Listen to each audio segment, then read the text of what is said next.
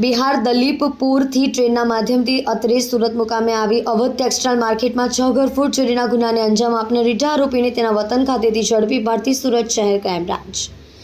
શહેર નાયબ police commissioner crime નાઓએ શહેરમાં બનેલ અપડત ગુના શોધી કાઢવા માટે અને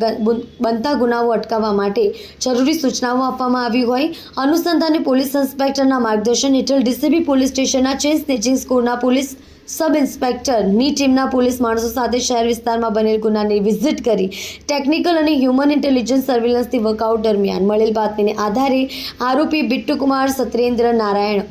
સિંહ ઉંમર વર્ષ 27 ધંધો બિકાર રહેવાસી દલીપપુર બ્લોક નંબર જગદીશપુર ધનગાઈ આરા બિહારને તેના વતન ખાતેથી ઝડપી પાડી તેના વિરુદ્ધ કાયદેસરની કાર્યવાહી કરવામાં આવી છે.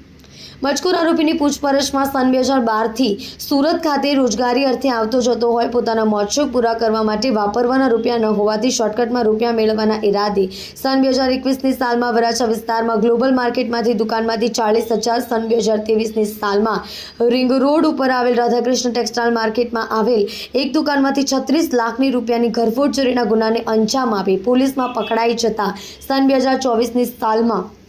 બંને ગુનાઓમાં જામીન ઉપર મુક્ત થઈ આજ દિન સુધી સમયગાળા દરમિયાન પોતાના વતન બિહાર દલીપપુરથી ટ્રેનના માધ્યમથી સુરત ખાતે આવી રાત્રિના સમયગાળા દરમિયાન પૂર્ણા વિસ્તારમાં આવેલ અવધ ટેક્સટાઇલ માર્કેટમાં અલગ અલગ દુકાનોમાંથી રોકડા રૂપિયાની 6 ઘરફોડ ચોરીના ગુનાને અંજામ આપી પોતાના વતન પરત જતો રહેતો હોવાની કબૂલાત કરી છે.